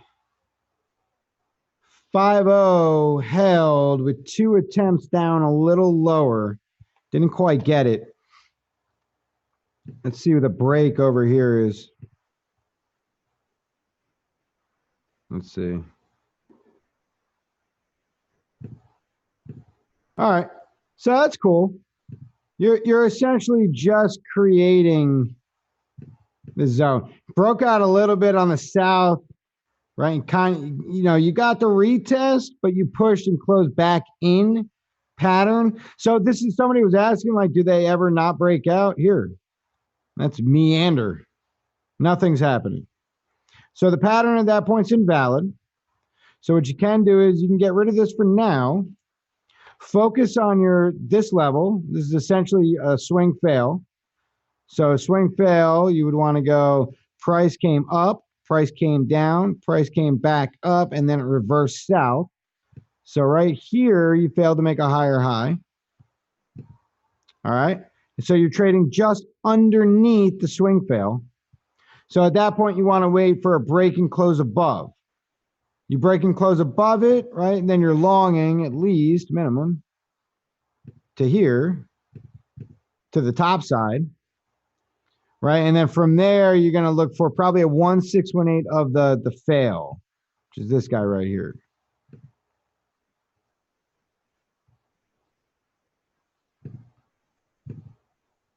These levels.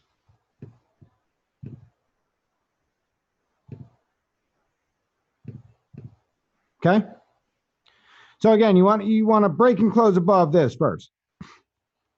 If you did come down and get your support levels, should be over here. That would be ideal. Yeah, you can see how that all worked out. So this is what, these are things that we look for. This is obviously too late, you know what I'm saying? But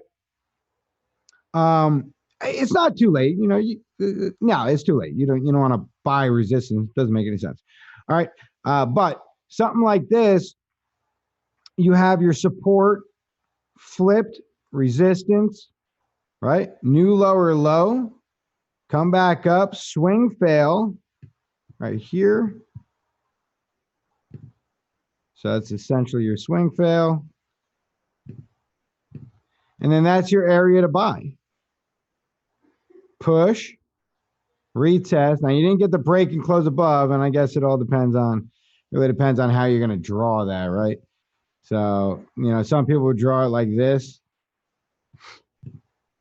Just use the body candles, and that works out as well too, right? This candle right here, the rejection candle to the south, could be this candle right here. Big rejection candle to the south, big push up, break and close above. Never got the retest, so you would buy the confirmation candle, which is this next candle right here, and then you would have been in the long for a break through resistance up to whatever level this was based off of your targets, your profit targets, and then get out of the trade, recoup, let it pull back right to support, buy back again, and push to the 1-6 of this move. So that's the current play. And again, if you're not already in it down here, right, or all the way down here, right, then you wait for this thing to break and close above. And you can wait on like a 4-hour chart, if you want to like rush into it, you could wait for like on a 4-hour. you can see you got a whole new like 4-hour chart, has its own, pattern over here, right? Like that. So now you have like a whole another symmetrical triangle you got to deal with inside of your swing fail. So you could say from here, okay, right now, and now, if you went to the 15-minute chart, you'd have another symmetrical triangle right here. So it's just like, it's the Matrix. Or what was that movie with the dreams stuff? In something. You know what I'm talking about. So now you have another symmetrical triangle inside of another symmetrical triangle, which is inside of a larger symmetrical triangle, which we got rid of and then turned into a swing fail. Whew. Patterns. But now here's another cool thing I want to show you. Look at this line, swing fail. All right, we put that on earlier. I guess on the daily, it doesn't look as good on the 4-hour. Then look at this line. And then see if they're parallel. Pretty damn close, right? How cool is that? So you'll repeat stuff like that all the time. Right? And like, you'll miss it. Most of the time you miss it. But it's like, it's right there all the time. So like something like this, something like that.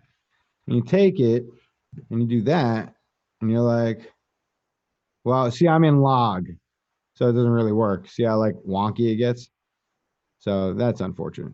But if I took it out of log, then you see like you can repeat those. So if we get out of log, so now I got to kind of like redraw it. Something like that. Right. And now you can just take it. Now it should be exactly the same, right? No matter where I go. It's always the same. But then like right here, right on the next price action, break and close below that, you're out of it. Doesn't look like it did anything after that. But it's not all the time, but it is cool. I don't think anybody cares. Look at that. Come on. Look at that. You tell me that slope is repeated, is a common slope? No freaking way. No way. Not a chance. That's awesome. All right, but another cool thing to do, I do this a lot. I feel like I should find a cleaner chart. I'll do this in log. So now I'm in log, and let's say I need like a pitchfork or similar. So a pitchfork is this. We're like let's say price is up here. It comes down, right? It makes a whatever, like a hot like this. I'm sorry, I did it all wrong. Price is here after the reversal, comes up, makes a high and makes a higher low, and then you get an idea for the actual fork, right? So this is like strength in trend. But let's say we want to do something a little bit different. We take this level at the angle that it's at, and you copy and paste it, and it just like automatically puts it at these like funky intervals that seem to like work a lot. So as crazy as it sounds, you sort of grid it out, but you maintain the angle, right? The original angle where it all starts. Then look at the reactions you get. Support, perfect support, perfect support, perfect support. What? Perfect resistance, perfect support. That's a little crazy. Third one up, bang, comes down. Where's the test? Support, pushes back up, comes back down again. Support, support, support, support. Resistance. Holy crap. Breaks, level, pushes, comes down. Retest where? Right on support. Price travels up. What happens? Resistance, resistance. Bang, bang, bang, bang, bang, bang. Perfect. Not so much on this top side. So maybe you only need 4 on this one. But another cool thing that you could do. All right. Fun stuff. Fun stuff. Let's see.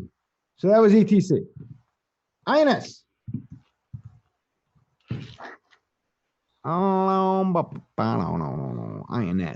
INS 4 hour, a little botched up cup and handle. Thing's nasty looking, actually, to be honest with you. All right, let's see. What do we got? INS. Okay, lows, good reversal. Almost a bold out bottom. Really sloppy move right here, whatever this junk was. Kind of made it like a little musical note. But major levels of support we're on, right? We're like literally, look at the level. Look at that blue line. That's where I would be putting support resistance. Like it's perfect, right? Here. So obviously, looks like we used support, broke, smashed up, tried to find support, lost it. Where did we go? Structure highs right here. Came back down, found support on structure, pushed back up again, and now we have a swing fail like that. Push back down, and now we're making higher lows in the meantime. And it looks like we just lost our low side. Like here. Yep. All right. So,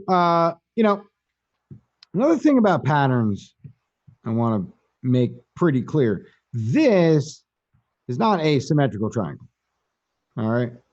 It doesn't have the touches to be a symmetrical triangle. Actually, we should do that. That's better. And then, quality of pattern is a big deal. Or at least for me, it's kind of a big concern, right? For price to come up and then to work its way back down, right? Here's essentially your first touch. Come back up again. That is good. This is okay right here. This huge gap in pattern, it's not great. It's not great. The reaction should be cleaner, but it's not. So the quality of the pattern goes down a little bit, not much. Now, when it's like super botched, when you have a symmetrical triangle, right? And price is like doing this, like this, so like price comes up into it and then it does this, and then it does that, and it does this. And then like it breaks. That is not a symmetrical triangle. That's the resistance level and a support level. It had nothing to do with what a symmetrical triangle does. A symmetrical triangle consolidates. You know what I'm saying? It's like kind of got to do that, or at least close to it. Otherwise, you just put a triangle around price action and nothing really happened. So anyway, key levels here. You're on it right now. You just lost the, the swing fail or the pattern, whatever you want to call it. You just lost it. It's over. It's over. It's freaking over. Sorry. And then these you got to get like, you want it to be right. You want it to be close. All right. Of course, you do have a low side over here, support. So that's good. Something like that. All right. So ideally, since you had a big move up and you came down, you found support on structure, that's good. This is confidence that you're going to go long. We would be looking for at that point like a 786 pullback right here. So let's see what we got. Let's see. This is all wrong. Let's see. Okay. So you got back to the just under the 786. You got to, just under. Oh man, so close. In between the 7.0 and the 786. All right, so that it would have been better, but that would have been a great, you buy support. So the pullback would have been different, obviously. So if you bought the pullback, it would have looked like this. Where's, oh, there. There we go. I'm like, what the fuck is going on? It's crazy. So here we go. All right, so the pullback came down to touch the 786 right here. So your pullback down, all the way down, 786. So like I was saying on BNB, like I'll probably buy between the 5 and the 618 ladder down, right? Because that on that chart makes the most sense. This one, because of the main structure level, do I have a south? Yeah. Oh yeah, hell yeah. So something like this is pretty easy, right? You do that.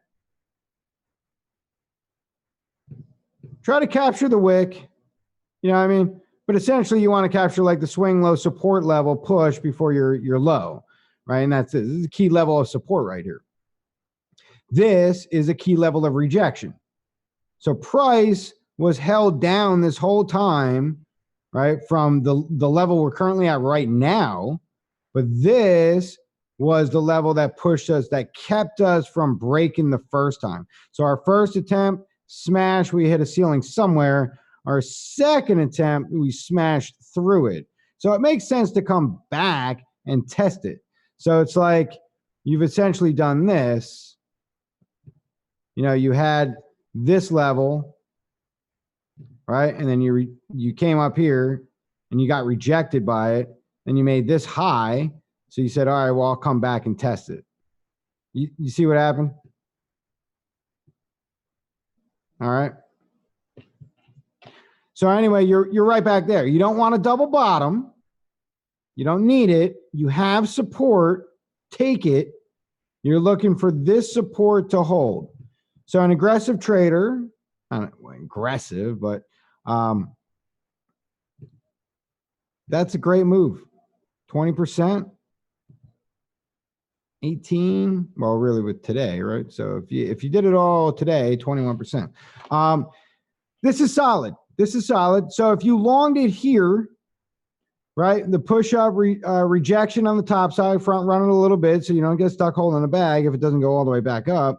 And then from here, you know, rejection level, super easy, right? You break your pattern, you break your support level, your trend, then you're out of the trade. You know what I mean? That's it. It's super easy, super quick. If you want to give it a little bit of cushion, so at least get this right, you know, put it on this wick. And to do that, use a ray, right, with the magnet tool on. Get your low. You know, you got to cut these candles. So this price came up and came back down. This is a reversal. It's like a pivot. So get your low, right, and find your next low that makes the most sense, right? And let's see. Yeah. Well, that puts you out of pattern. That's too bad. Hey, it is what it is. Yeah, that level makes the most sense. And then this way, the ray, you know, you're not going to mess it up. So you see how, like, if I did it by hand, I would have messed it up. Now it's an entirely different story, right? Now you don't touch this. So what are you going to do? Long resistance? Doesn't make any sense. Let it break and close above back into the pattern. If it doesn't, then expect further downside. First stop was the liquor store. Finally got all that alcohol that we can afford. Okay. First stop is right here. Right? And that's essentially your double bottom. So really like that zone right here. Yeah. So you get it down here, you got your double bottom, push back up. Now again, you got to break through your trend because now it's overhead resistance, push back up from here, and then you're out to the races. Until that happens, right, you're sort of dead in the water unless you could short it. And if you can short it, you don't really want to short it to support, but if you react to this as a swing fail, or not a swing fail, as a support resistance flip, an SR flip, then you had support, break, flip. Should be resistance. Should go down, which would then fulfill this as a wedge. Hey, crazy, right? Because these lines came from two totally different things. Oh, that's wild. Of course, you would have to redraw this a little bit because that's not going to fly as a wedge. All right. So that's INS for now. I would hold off on this because of how we drew that trend. That is not support. That broke support. And now you're looking to crawl back in here. And until you do, right, you're just buying resistance. All right, let's see. Seems you can make an argument for both bull and bear. So how do you choose? Probabilities. I go by what's more probable. How many things are in the favor of bull, or how many things are in the favor of bear? North, south. Where's momentum? Where's volume? Was the pattern show probable? How likely is it if this pattern breaks north, or how likely is it this pattern breaks south? 1,000 things. What dominance is doing, what the market looks like overall, what the market cap is doing. Is the market cap going up? Is the market cap going down? Dominance going up, dominance going down. Major alt pairs, how are they reacting? What do they have to do with the current price? What's Litecoin doing? Litecoin tends to sometimes lead the way. What's it doing? I want to know. All of those things have a factor in it. And on top of that, like we talked about today, absolute indecision, sideways. You know what I mean? Nothing is telling it to do anything. So you wait for confirmation. You get confirmation to the north side on a breaking close above the swing fail, bang, you're going long.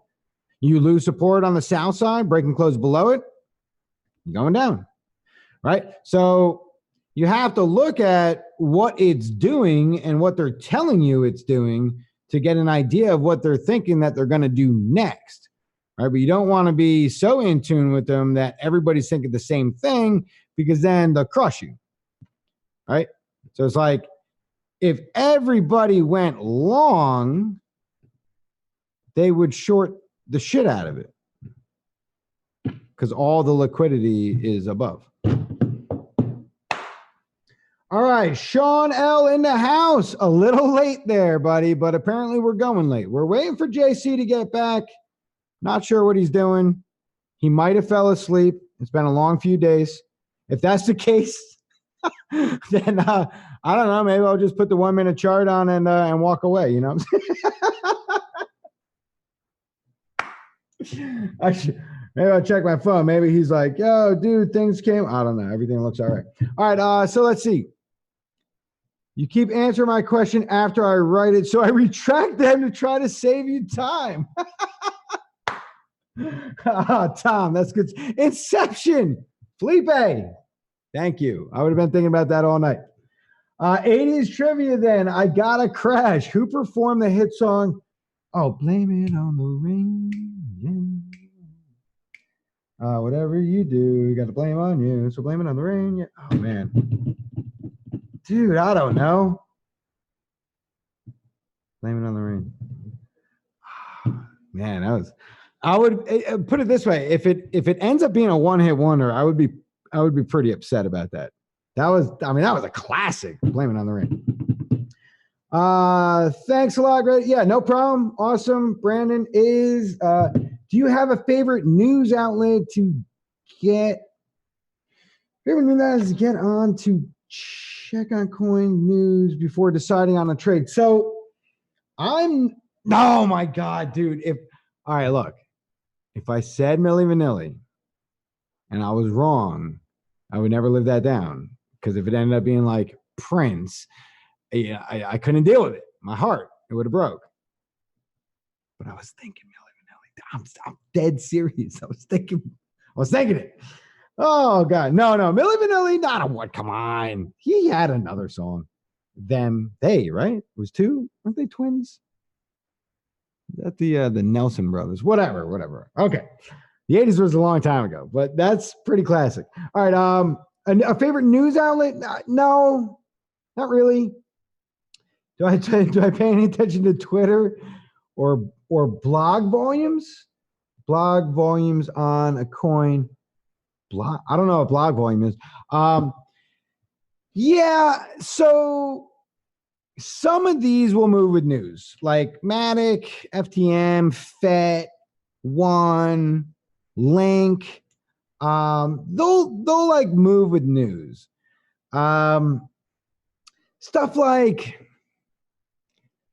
I don't know, like Decred and Factum, Singularity,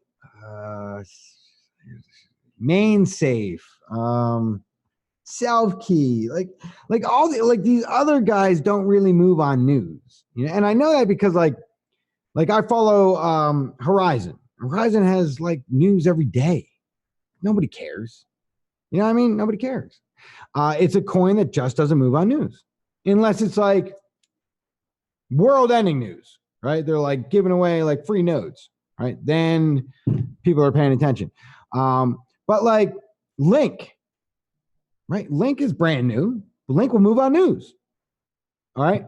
So we're at a weird time in crypto where we're trying to get out of a downtrend. Right? We're still very clearly in a downtrend, right? We're, you know, the local is bullish, right? But you know, we haven't bested our all-time high. So, you know, we're like in an epic swing fail, right? Like this is 20K. And like this is 17.6 or 16.8 or whatever it was. And we're like over here at 10,000. You know what I'm saying? So it's just like this massive swing fail. It's like, come on. But yeah, so anyway, I have a lot of news outlets, and most of them are set to alerts. So I don't necessarily go on any particular site, and I have a few aggregators that are sort of like aggregate all that information together, and then I just get hit with like feeds. The problem is some of them are pure bullshit. And unfortunately you don't know until like a day or two later. But like, you know, I've seen stuff on there about like hacks and like, you know, like exchanges getting like robbed of $500 million only to find out like it's not even true. Like the story is not even true. So I don't put a ton of information unless it comes from the developer themselves, and that information is few and far between. Now, do I factor like that particular day's information into like a trade like this? Nah, there's no point. You know what I mean? This is very local, right? This is well, what? This is just very like local, right? It's a 4-hour chart. I was on a 14. Why nobody said nothing?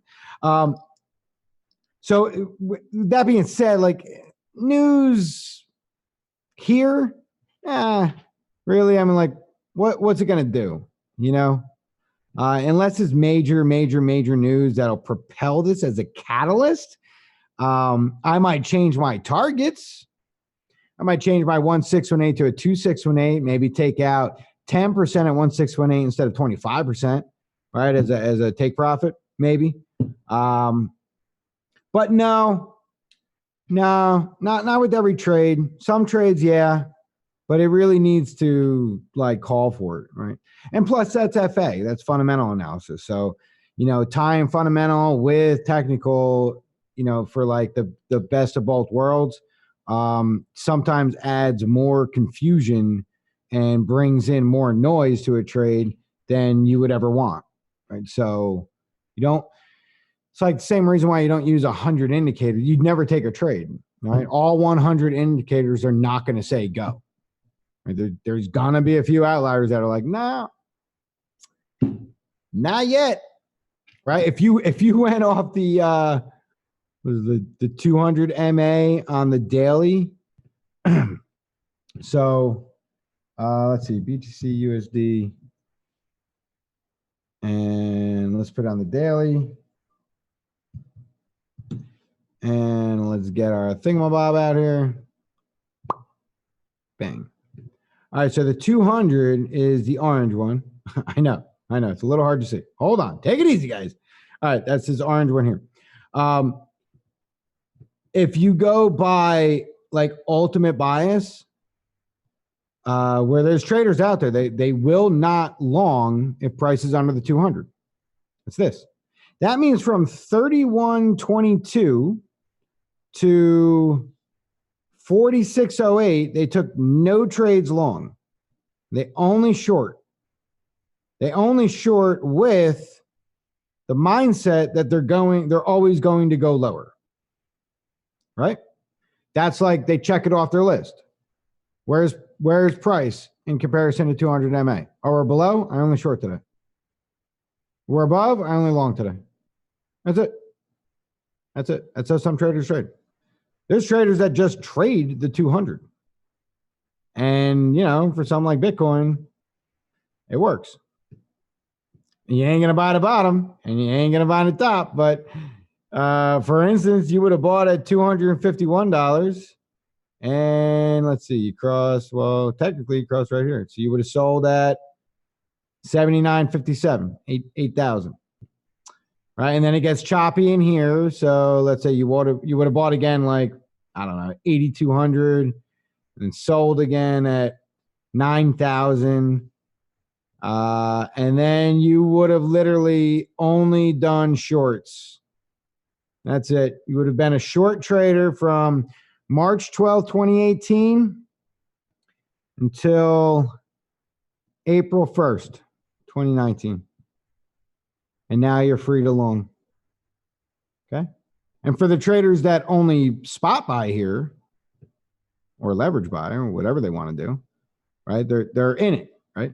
They're in it and they've been in it. They got to break and close, right? So they're not allowed to buy the cross, break and close. So they would have bought the next candle. Most would consider the confirmation candle. So if that's the case, they would have let this close and they would have bought the confirmation candle. At open, so they would have bought it right here. Open, 5,077 would be the entry. And they still be in it right now. All right. Let's see. A coin before trade. A minute. Is there a possible new entry point for Matic BTC? This is still signal, correct? Yeah. Your entry, your entry was down here. And now you're at your take profit 139. So what are you trying to do? Entry, I know there's a longer term play, but my first entry never got hit. And seeing if I could possibly get in somewhere. If you already talked about it, I will rewatch the first half. No, we didn't talk. I think JC mentioned Matic that it was doing well. Yeah, I mean you're at a take profit. So like all things considered, without ever looking at a chart, right? If you have people that bought here and they were willing to take a profit here, what does that tell you? Right? If people are taking profits, then they're pushing the price down. It's the sell off. So that would be where you buy back. You would allow the 139 to sell off, probably down to like 137, and then you would buy 137 and go in. Nothing like none of this would like this is all invalid to you though. Your targets can remain the same. The percentages would be different. Your stop loss would be different. Your RR is going to be different. Clearly this entry doesn't even exist. It's even higher of a risk because you've already hit a profit target. We were telling people before, take everything at your first target because there's too many trades breaking down after the first target. So it's like, I don't say it's like too late to get in, but I mean, the way I sort of feel about it, like you either get it or you don't, trying to chase it is, it's not exactly ideal. But I mean, we'll take a look. So let's see. Matic. All right, so Matic on the daily, we did break and close past our level that we talked about last time. That's that 139 mark, right? We wanted to break and close above, come back down and retest. And it's exactly what we did. Right here, this was your buyback. That's that 137. So perfect. That was your level, 137. If you wanted to buy back, it'd be 137. So if you want to buy it now at 139, I mean, I'm not telling you to, but you can. Put it this way. You got the break and close above with the push and the buyback, right? You already got part of the buyback. You haven't flipped it yet. Oh, you might get your option right now. Look at that 130. Oh my God. Oh my God. You're one side away. Damn it. It's already gone. So the problem with Matic BTC, we've talked about this a lot, is sitting in the order book forever for that one set. Right? So then now you're sitting at 138. You might have to front run 138 and buy at 139 just to get in. Or you're going to sit 138 on the book and the last in line forever. Or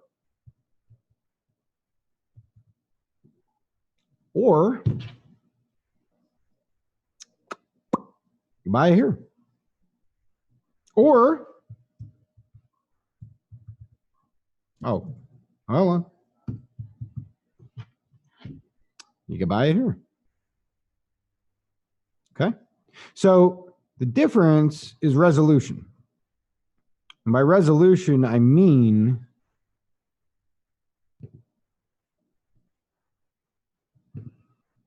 that candle is 1%. Okay. It is worthy of 66. Satoshis? No. Wait, hold on. It's BNB. Oh boy. Yeah. So, yes.